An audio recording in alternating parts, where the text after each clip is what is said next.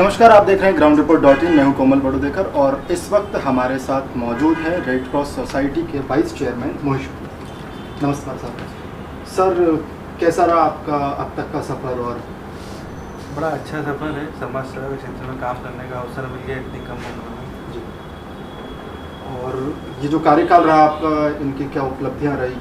क्या इस कार्यकाल में काफ़ी उतार चढ़ाव रहे हमारे जैसे तो जी और थोड़ा सा हमको चुनाव लड़ने का मौका मिल गया। सभी लोगों ने कहा कि आप लड़िए वाइस चेयरमैन के लिए। तो लास्ट जब मैं नॉमिनेशन करा, जब सोचा नहीं था कि प्रतिनिधि थे हम जिले से प्रदेश के लिए रेड क्रॉस के, तो चुनाव लड़ा, जीत के आ गए।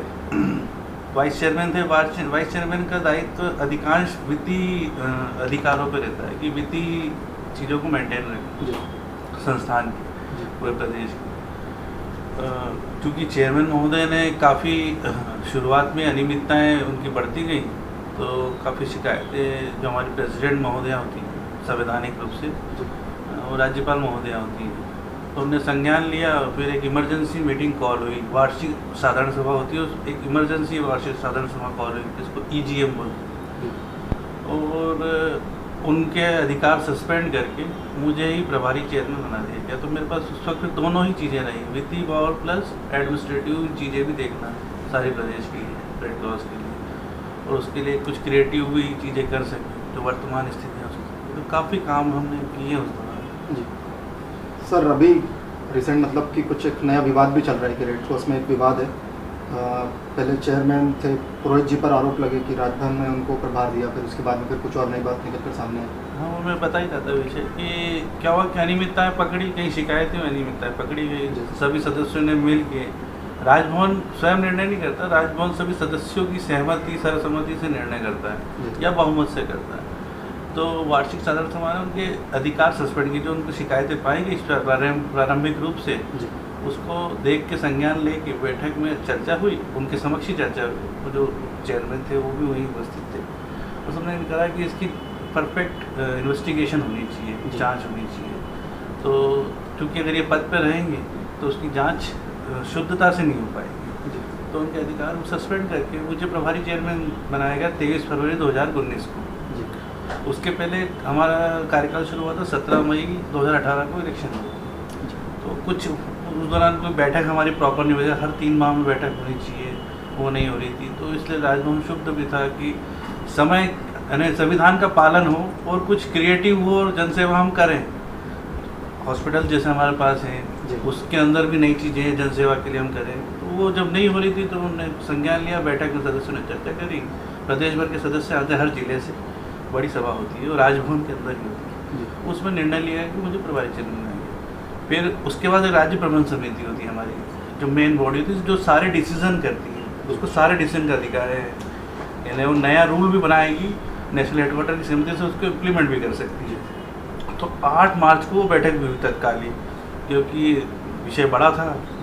और उस वक्त मुझे अधिकार था बैठक बुलाने का, क्योंकि चेयरमैन को मूलतः अधिकार होता है, चेयरमैन के एब्सेंट में वाइस चेयरमैन को होता है। तो हमने बैठक बुलाई। बैठक में मुद्दा आया यही वाला जो वार्षिक साधारण सभा में आया था। और तथ्यों को देख के उन लोगों सभी सदस्यों ने निर्णय करा कि इनको रेड क्रॉस की सदस्यता से मुक्त कर दिया है, चेयरमैन से हटा के।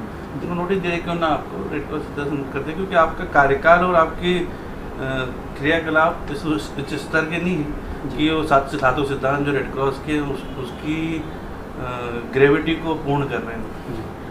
तो गौर कदाचार को देखकर उनको हटाया गया और मुझे ही प्रभारी चेयरमैन आगामी कार्यकाल के लिए कर दिया गया। हमने उस दौरान काफ़ी कार्य किए। पहले हमने टारगेट किया कि छोटी सी बाउंड्री को ठीक है, हमारा जो क्षेत्र भले 3 एकड़ का, उसको हम कैसे पब्लिक के लिए ज़्यादा यूजेबल बना सकते हैं, वहाँ कैसे सुविधाएं बढ़ा सकते हैं, कैसे पब्लिक के लिए इजी एक्सेस कर सकते हैं, उस पर हमने काम शुरू करा। तो जैसे हमारे यहाँ मशीन थी डायलिसिस, वो बंद पड़ी थी, हमने उनको इनिशिएट करा। फिर हमने BPL के लिए उसको 400 रुपये में डायलिसिस करने की सुविधा दी। ऐसे हमारे सोनोग्राफी मशीन बंद पड़ी थी, उसको हमने वापस से शुरू करा। BPL के लिए कम चार्जेस में उसको इनिशिएट किया। फिर पेट में कुछ गड़बड़ी होती है, उसकी भी एक मशीन आती है, उसका नाम एंडोस्कोपी, उसको हमने चालू करा के इनिशिएट किया। अच्छे डॉक्टर्स अवेलेबल कराए। सीनियर डॉक्टर्स हमारे ऑलरेडी वर्किंग कर रहे थे, जो रिटायर्ड CMHOs रहते हैं, काफ़ी अनुभवी होते हैं, उनकी प्रैक्टिस भी अच्छी होती है और लोगों का विश्वास भी जमा रहता है उनको, और कुछ नए जूनियर डॉक्टर्स को समावेश करके चीज़ों को बढ़ाया, तो हमारी इनकम भी बढ़ी और रिसोर्सेज भी बढ़ते गए।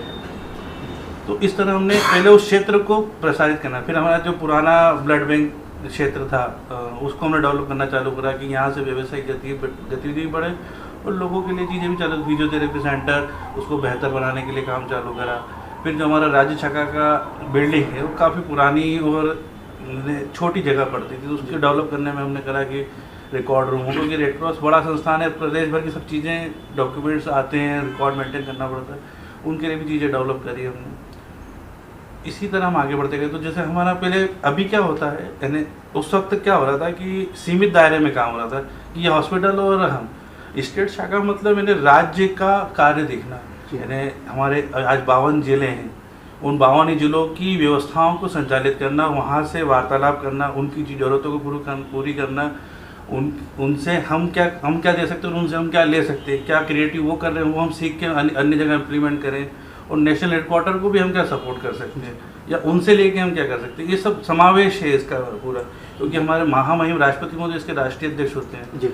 महामहिम राज्यपाल महोदय की प्रेसिडेंट, तो गरिमा बड़ी है, प्रोटोकॉल बड़ा है, और वर्षों पुराना संस्थान है। 1920 में ये संस्था एक्ट के थ्रू बनी हुई संस्था है, समय समय पे इसमें संशोधन होते रहे। तो हमने इसको उपलब्धियों को अर्जित करने का प्रयास किया। उस दौरान हमने कई यूनिवर्सिटी से संपर्क किया। यूथ रेड क्रॉस होता है जी, यूथ रेड क्रॉस हमारे शिथिल पड़ा था उस वक्त जी, जबकि एक्ट कहता है, नेशनल एक्ट जो है कहता है कि प्रति स्टूडेंट 3 रुपये हर महाविद्यालय से हमको ऑटोमेटिक ही मिलता है, हमारी फीस है। ये एक्ट में ऑटोमेटिक जिला शिक्षा अधिकारी के थ्रू हमें आता है। वो कई वर्षों से कलेक्ट ही नहीं किया गया था। हमने केवल पत्र व्यवहार किया, टेलीफोनिक संवाद किया, कुछ जगह में स्वयं गया जैसे सागर यूनिवर्सिटी, तो वहाँ से हमको केवल सागर यूनिवर्सिटी के संबंध, वहाँ से 1 करोड़ 60 लाख रुपए हमें केवल एक मीटिंग में मिल गए। उन्होंने बोला कि हम ही कलेक्ट करके देते थे हमारे महाविद्यालय, तो उन्हें एक सिंगल चेक हमको DD बन के आ गया कुछ ही दिनों में। तो वो कलेक्शन ही नहीं हो रहा था कई वर्षों से। तो इस पे काम किया, तो काफ़ी हमने धन अर्जन करा, करीब 8 करोड़ की FD करी। ऐसी जूनियर रेड क्रॉस होता है, उसमें प्रति स्टूडेंट 2 रुपये फीस होती है। वो भी DEO जो जिले का शिक्षा अधिकारी होता है वही कलेक्ट करके हमको सीधा एक DD बना के भेजता है। तो हमने कई जिलों में संपर्क किया, कई जिलों में अच्छे DEO थे, उनने इसमें इंटरेस्ट लेके काम किया, तो वहाँ से भी काफ़ी कलेक्शन आया। इस पैसे का उपयोग भी हमने उसी में करने की कोशिश करी कि यूथ रेड क्रॉस का कॉन्क्लेव कराएं, जूनियर रेड क्रॉस का कॉन्क्लेव कराएं, हमारे जो कोऑर्डिनेटर्स होते हैं उनकी ट्रेनिंग करें ताकि वो नीचे रेड क्रॉस की गतिविधियों को बच्चों में उतारें। हर विद्यालय में एक विंग रेड क्रॉस की होनी चाहिए, हर महाविद्यालय में एक विंग रेड क्रॉस की होनी चाहिए। इसके लिए हमने कार्य बंधन, ताकि रेड क्रॉस का कार्य, रेड क्रॉस सिद्धांत, रेड क्रॉस का भाव जो मानवता की सेवा है वो नीचे बच्चों में उतरे, जो मेन भाव है इस विषय का, जो बच्चों में उतरेगा जब स्कूल में, कॉलेजेस में, तो आगे चल के वो मानवता का भाव उनके जीवन में आएगा, वो आएगा तो समाज के लिए अच्छा होगा। तो इस विषय पे हमने काफ़ी काम करने का प्रयास किया। मुझे समय बहुत कम मिला, आप समझिए 23 फरवरी को मुझे प्रभारी चयन होना है, 8 मार्च को मुझे फुल प्लेज बोला कि आप करिए काम, और 29 जुलाई तक मैंने प्रभारी चेयरमैन के रूप में। सर आपके कार्यकाल में 8 करोड़ की FD भी करवाई गई, लेकिन अब तो खबरें ऐसी है कि कुछ है ही नहीं, मतलब कोश ही नहीं है उनके पास। हाँ, इस तरह की खबरें हैं, ऐसा हो रहा है, FD तोड़वाई जा रही है। जैसे तो वित्तीय समिति का चेयरमैन मैं ही हूँ, वाइस चेयरमैन होने का पदेन अध्यक्ष मैं ही हूँ वित्त समिति का, पर हमारी वित्त समिति की बैठक नहीं होने दे रहे हैं। हम कुछ पूछते हैं कि भैया क्या वित्तीय जल स्थिति है, तो बताई नहीं जा रही है, छुपाया जा रहा है चीज़ों को। जब बैंक से पता करा कुछ चीज़ों को, तो बताया गया कि 2-3 करोड़ की अपनी टूट चुकी हैं, और भी उनने अप्लाई करा कुछ करने के लिए, क्योंकि उनने संसाधनों को घिरा दिया। जो हमने इनिशिएट की थी, मशीनें बंद हैं, आप जाके देखेंगे तो मशीनें बंद हैं, एक्सरे की मशीन प्रॉपर नहीं चल रही है, जो एंडोस्कोपी सभी में अलग अलग मशीनों की चर्चा करी थी वो प्रॉपर नहीं चल रही है। जो सीनियर डॉक्टर्स थे उनको न जाने क्यों हटा दिया, किस विषय से हटा दिया मुझे पता नहीं। तो सीनियर डॉक्टर्स कम होने से आप समझते हैं ना, जिनकी प्रैक्टिस होती है तो पेशेंट उन्हीं के पास आना, जिनकी प्रैक्टिस बेहतर हो, ताकि जल्दी उनको सुलभ इलाज मिल जाए। तो कई सारे ऐसे रीज़न हैं जिससे डाउन होता गया है। फिर हमने क्या करा था, ट्रांसपेरेंट व्यवस्था करी थी। एक सॉफ्टवेयर होता है सेवा करके, एक सॉफ्टवेयर जो मुझे लगता है मध्य प्रदेश में करीब 120 हॉस्पिटल्स में रन हो रहा है, शासन के सभी जगह वही रन हो रहा है। एजेंसी है सेवा करके, वो ऐसा सॉफ्टवेयर डेवलप करा कि आप केवल आपको उसको वर्क दे दिया, वो सारा पैसा आपको बैंक में जमा करके देती है, उनके ऑपरेटर्स लगते हैं, है ना। तो उसको हमने इम्प्रूव किया तो हमारी ट्रांसपेरेंट व्यवस्था हो गई थी, कैश का लेन देन जीरो हो गया था, जीरो लेन देन, तो ट्रांसपेरेंसी 100% ट्रांसपेरेंसी, आपका 100% बचत, कहीं भी लूप होल नहीं कि पैसा मिस हो जाए संस्थान का, और संस्थान का अकाउंट में गया तो चेक से जारी होगा, तो घोटाले के वैसे ही नहीं रह गया। इन जैसे ही 29 जुलाई को इनको कोर्ट से स्टे मिला उस ऑर्डर के खिलाफ मैनेजिंग कमेटी के, कि इनको बोलने का अवसर नहीं मिला प्रॉपर, तो एक बार बोलने का अवसर देके फिर से आप जो नियम अनुसार आप निर्णय करना चाहे करें। तो इन्हें वापस कमेटी की बैठक तो आज तक नहीं बुलाई, है ना, प्रत्यक्ष रूप से, तो निर्णय वो तो होना नहीं, क्योंकि अब चेयरमैन को अधिकार है, छुट्टी में जाए तो वाइस चेयरमैन बुलाए, तो जब वो नहीं हुआ तो फिर इन लोगों ने वो सॉफ्टवेयर हटा दिया, तो ट्रांसपेरेंसी जीरो हो गई, कैश में लेन देन हो गया, कैश में लेन देन हो गया तो गड़बड़ियाँ चालू हो गई। अब गड़बड़ियाँ इस लेवल की हैं कि 1000 रुपये की रसीद कट रही है और नीचे रसीद में लिखा है 10 रुपये, तो 990 रुपये का गबन। ये मैं सीधा मैं इसको एक्सेप्ट कर रहा हूँ कि ऐसा हो रहा है, पर चूँकि हमको सामूहिक नेतृत्व हो नहीं रहा है, अभी सिंगल यानी सेंट्रलाइज नेतृत्व करने का प्रयास किया जा रहा है, जो अभी देख रहे हैं विषय को मिस्टर आशुतोष पुरोहित और मिसेस प्रार्थना मनोज जोशी, तो वो चीज़ों को दिखा नहीं रहे, छुपा रहे हैं, तो इसलिए घटता जा रहा है। आज ये स्थिति कि जब हम कलेक्शन देखते थे पर डे का, तो मंथली हमारा कलेक्शन आता था लगभग मोर देन हमेशा 1 CR के लगभग, वो ऑफ सीजन भी होते हैं, तो इसी समय बीमारी ज़्यादा होती है, ज़्यादा कलेक्शन होता है हॉस्पिटल से, किसी में कम होती है तो थोड़ा कम होता है, तो ज़्यादा डिफरेंस 10-20% का डिफरेंस आता था।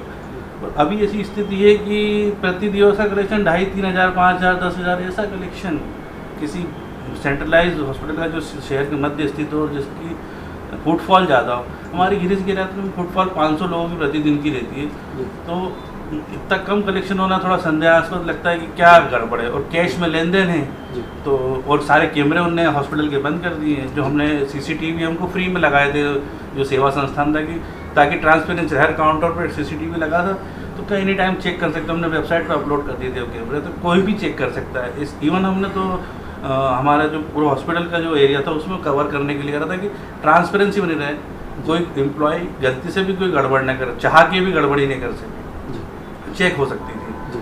तो वो सुविधाएं जब बंद हो गई तो ये डाउनफॉल है बड़ा।